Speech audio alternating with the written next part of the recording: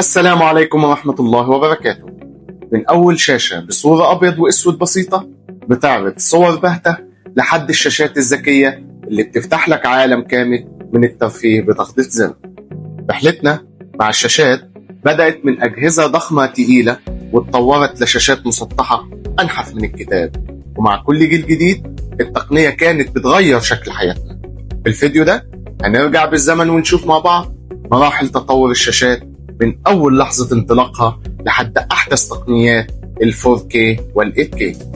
خليك معايا عشان تعرف إزاي الشاشة الصغيرة اللي قدامك بقت بوابة لعالم كبير ما بيقفش والتطور فيه مستمر، وهتكون أول حلقة من سلسلة تطور الشاشات من مواصفات ومميزات بشكل تفصيلي بسيط وسهل.